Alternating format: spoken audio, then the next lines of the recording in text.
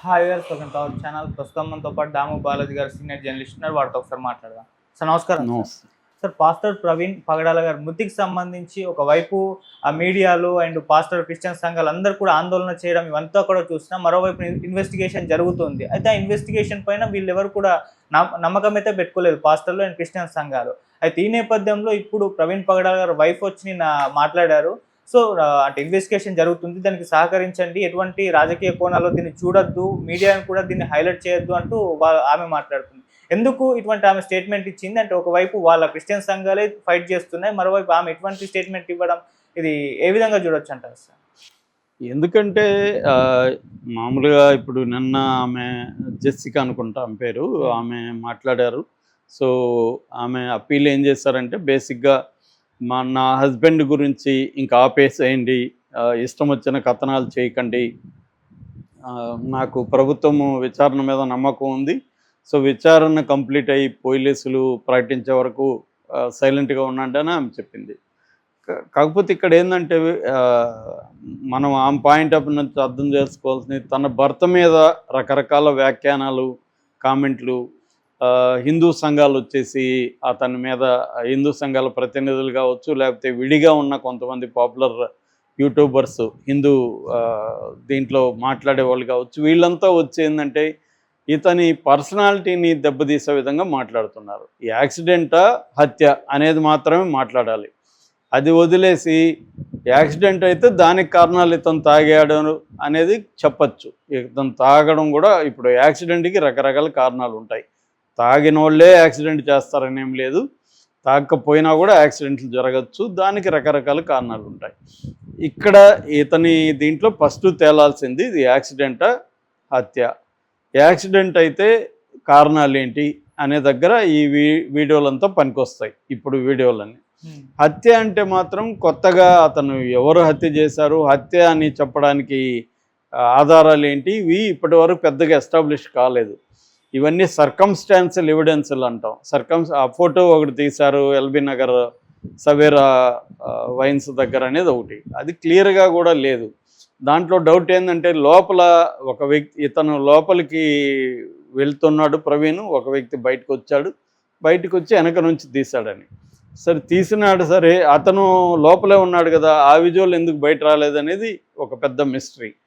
So దాని తర్వాత అతను ఫోటో తీసింది క్లియర్గా లేదు. ఇవన్నీ ఏంటంటే, అదొకటే మనకి ఇతని ఎవరో ఫాలో అవుతున్నారని చెప్పడానికి అదొక ప్రత్యక్షంగా, అంటే సీసీటీవీలో ఉన్నది అదొకటే, అది కూడా క్లారిటీ లేదు. మిగతా అంతా కూడా సర్కమ్స్టాన్షియల్ ఎవిడెన్స్ అంటాం. అంటే ఇతను ఇలా పడతాడా, ఇన్నిసార్లు పడతాడా, కెమెరాల దగ్గరే పడతాడా, టోల్ గేట్లు ముందే పడతాడా, ఇవన్నీ ఒకటైతే అతను ఎందుకు ఇన్ని గంటలు, దాదాపు 11 బయలుదేరి 11:40 అంటే దాదాపు 12 గంటల పైన మాస్కే ఇప్పలేదా, ఇప్పుడు అతను తాగడం తప్ప ఇంకెక్కడ భోంచేయలేదా, టిఫిన్ చేయలేదా, టీ తాగలేదా, దానికి ఆగలేదా, అక్కడ ఫుటేజీలు లేవా, ఇవన్నీ రకరకాలుగా ప్రశ్నలు వస్తున్నాయి. సో ఇప్పుడు ఏంటంటే, ఈ అతని మీద హత్య ఆత్మహత్య అనే చర్చ పక్కకి వెళ్ళిపోయి, అతను ఎలాంటి వాడు, అతను ఎంత దుర్మార్గుడు, హిందూ మతాన్ని ఎలా తిట్టాడు, ఈ విషయాలు ఎక్కువ వచ్చేస్తున్నాయి.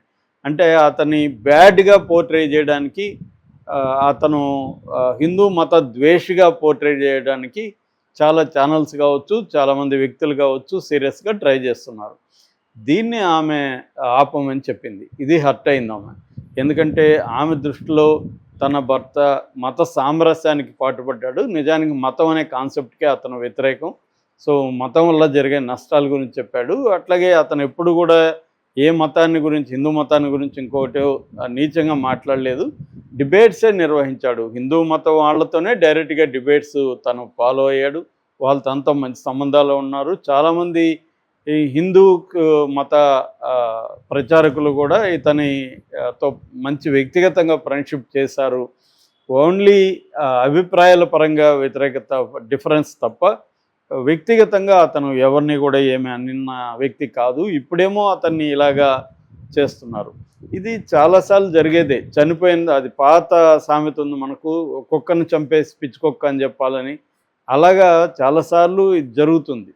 దీన్ని ఆపడం అంటే ఆమె ఆమె బాధను అర్థం చేసుకోవచ్చు, కానీ ఒక పబ్లిక్ పర్సనాలిటీ వచ్చినాక ఇవాళ ఉన్న పొలిటికల్ కాంటెక్స్లో ఒక వ్యక్తిని గురించి దారుణంగా ప్రచారం చేయడం అనేది పెద్ద విషయం కాదు.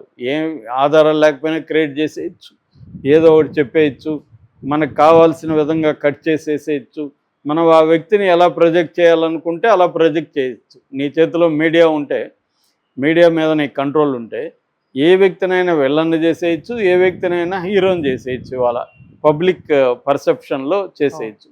దాన్ని అడ్డుకోవడం అంటే మనకు కూడా అంత మీడియా ఉండాలి. సో ఆమె ఆవేదన అర్థం చేసుకోవచ్చు, కానీ ఇవాళ ఉన్న కాంటెక్స్లో పబ్లిక్ ఫిగర్ అనే వాళ్ళకి, ఎవరికైనా పబ్లిక్ పర్సనాలిటీకి ఇవి తప్పవు. ఎవరినైనా వాళ్ళు మన ప్రత్యర్థులు అనుకునే వాళ్ళు, వాళ్ళకి నచ్చకపోతే మనం చేసేది మన మీద విష ప్రచారం మొదలుపెట్టచ్చు. తప్పులు, ఇతను చాలా దుర్మార్గుడనో, తాగుబోతని, అమ్మాయిలు పిచ్చుందని రకరకాలుగా చేయొచ్చు. సో ఇవాళ సమాజంలో ఇతని మీద ఇప్పుడు అతను ఎక్కడా కూడా హిందూ మతాన్ని తిడుతునో లేకపోతే ఇంకోటి చేసింది ఏం కనిపించలేదు. రెండోది, హిందూ మతాన్ని తిట్టేది ఇతనేమో ఒకవేళ తిట్టుంటే కూడా ఇతను మొదటివాడు కాదు, చివరివాడు కాదు. రెండు, మతాన్ని తిట్టకూడదు అనేది ఏముంది, తిట్టడం అంటే విమర్శించకూడదు అనేది ఏముంది. వ్యక్తుల్ని భక్తుల్ని గాయపరచడం కరెక్ట్ కాదు. భక్తుల్ని ఎడ్యుకేట్ చేసే విధంగా మాట్లాడచ్చు. ప్రతి మతంలో కూడా మతం అంటేనే అందులో అనేక నిర్హేతుకమైన, హేతు విరుద్ధమైన విశ్వాసానికి సంబంధించి, ఫెయిత్కి సంబంధించిన అనేక అంశాలు ఉంటాయి. ఆ ఫెయిత్లో సైంటిఫిక్గా అన్నీ ఉండవు. సైంటిఫిక్ ఎస్టాబ్లిష్ మనం ఎక్స్పెక్ట్ చేయడమే రాంగ్. మతం అంటేనే సైన్స్కి ఆపోజిట్గా ఉంటుంది. సో సైన్స్ అంటే లాజిక్కు, రీజను ఇవన్నీ చూసి ఒక ప్రూఫ్, ఎవిడెన్స్ బేస్డ్ అంటారు. ఎవిడెన్స్ బేస్డ్ ట్రూత్ని ఎస్టాబ్లిష్ చేసే సైన్స్. మతం అనేది ఫెయిత్ని ఎస్టాబ్లిష్ చేస్తుంది. దానికి ఎవిడెన్స్లు అవసరం లేదు, నేను నమ్ముతాను అంతే. దేవుడు ఉన్నాడని నేను నమ్ముతాను, దాన్ని నువ్వు ఎలా కాదంటావు అనేది అక్కడ వస్తుంది. ఫెయిత్, అది విశ్వాసం. సో ఈ విశ్వాసాన్ని మనం ఎగతాళి చేయడం వల్ల వాళ్ళు హర్ట్ అవుతారు. విశ్వాసులు అనేవాళ్ళు ఎవరైనా హర్ట్ అవుతారు. సో ఇప్పుడు ఈ మధ్య కాలంలో ఏమైందంటే, సోషల్ మీడియా, ముఖ్యంగా యూట్యూబ్ ఛానల్స్ వచ్చినాక వివాదాలు కావాలి, లేని వివాదాలు కూడా క్రియేట్ చేయడం అనేది ఛానల్స్కి అవసరం. అందుకని ఎవరు ఏ వివాదం, కుల వివాదమో మత వివాదమో, వాళ్ళని పిలిచి మనం వాళ్ళని రెచ్చగొడితే వాళ్ళు ఏదో మాట్లాడతారు, వీడు ఇలాగ అన్నాడని మళ్ళీ ఆపోజిట్ వాడిని అడగడం, ఇది ఉంది. జనాలకు కూడా ఏది వివాదం అయితే అవే చూడాలనిపిస్తుంది. మంచిగా చెప్పినవి ఏవి చూడరు జనం. నేను చాలాసార్లు నా దీంట్లోనే చూస్తుంటా. మనం చాలా ప్రిపేర్ అయ్యి ఒక మంచి విషయాన్ని చాలా బాగా చెప్తే అవి పెద్దకు వ్యూస్ పోవు.